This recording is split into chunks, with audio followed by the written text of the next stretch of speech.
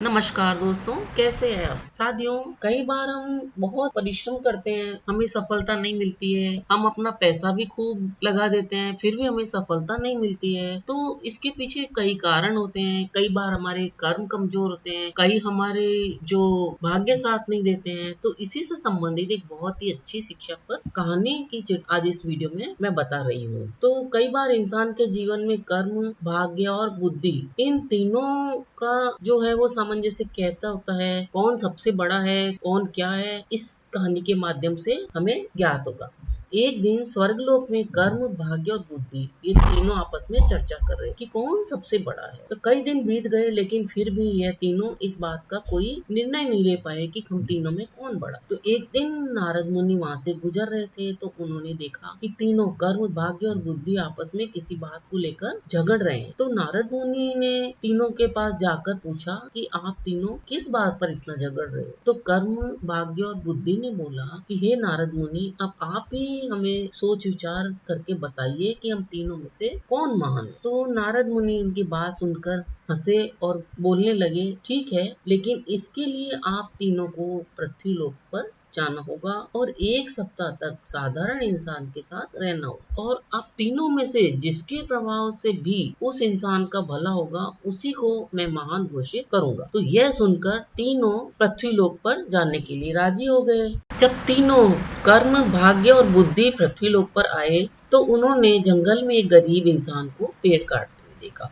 तो उन तीनों को लगा कि यही सही इंसान है जिसके शरीर में प्रवेश कर हम अपनी महानता सिद्ध कर सकते हैं। तो तीनों ने आपस में बात करके यह निर्णय लिया कि हम एक सप्ताह तक इसकी मदद करेंगे और इसके शरीर में प्रवेश करके हम अपनी महानता को सिद्ध कर सकते हैं। अब कर्म, भाग्य और बुद्धि आपस में बात करके यह निर्णय ले रहे थे कि एक सप्ताह तक इस इंसान के शरीर में रहेंगे और कैसे हम इसकी सहायता करेंगे।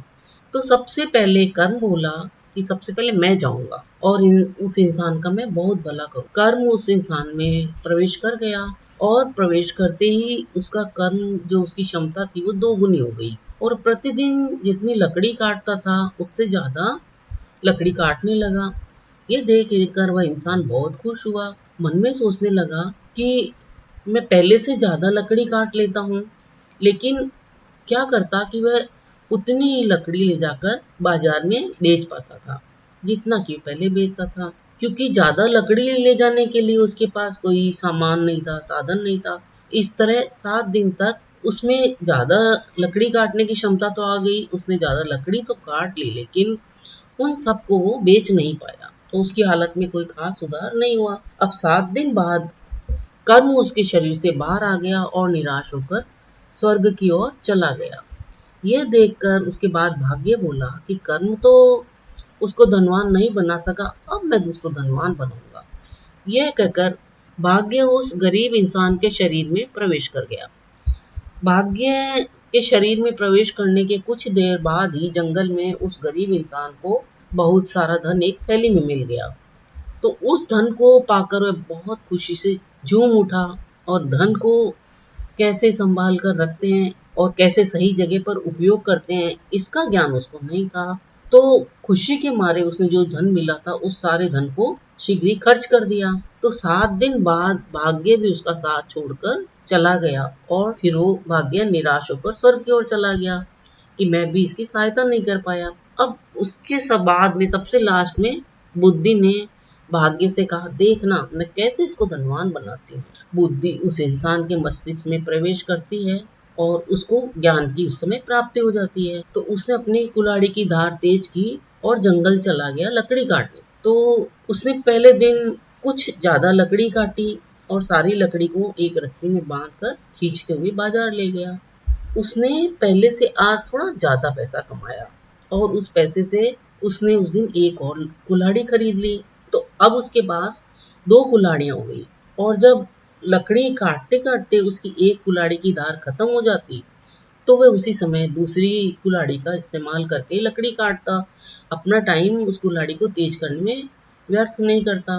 तो इससे वह पहले से बहुत ज्यादा लकड़ी काट पाता था। इन सब लकड़ियों को फिर वह बेचकर पहले से ज्यादा पैसे कमाने लगा था।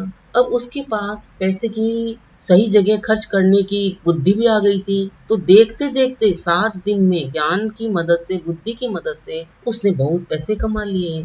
7 दिन बाद बुद्धि का समय खत्म हो गया तो वह वापस स्वर्ग चली गई। स्वर्ग में जाकर बुद्धि, कर्म और भाग्य से बात कर ही रहा था, उसी समय नारद मुनि वहाँ उनके पास आए और पूछा, आप लोग धरती पर से आ गए और तब आप वहाँ क्या करके आए? तब कर्म, बुद्धि और भाग्य नारद मुनि से कहते हैं कि जी हाँ, हम लोग पृथ्वी पर से आ गए थे। और साथ ही कर्म और भाग्य नारद मुनि से कहते हैं कि हे नारद मुनि, बुद्धि ही महान है, क्योंकि जहाँ बुद्धि होती है वहीं कर्म और भाग्य अपने आप ही चला जाता है, इसलिए ही बुद्धि को महान कहा गया है।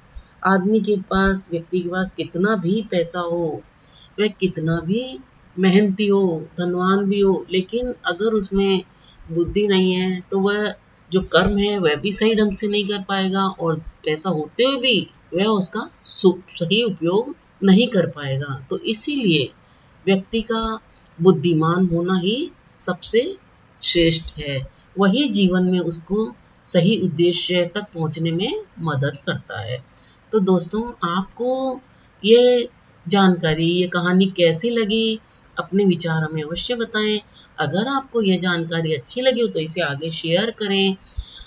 मेरे इस चैनल में आप पहली बार आए हैं तो इसको सब्सक्राइब भी कर लें ताकि अन्य नई नई जानकारियाँ आप तक अतिशीघ्र पहुँच सके। अपना मूल्य समय देकर वीडियो देखने के लिए आपको बहुत बहुत धन्यवाद। मिलते हैं फिर एक नए वीडियो में एक नई जानकारी के साथ। तब तक आप सब स्वस्थ रहें, खुश रहें। धन्यवाद।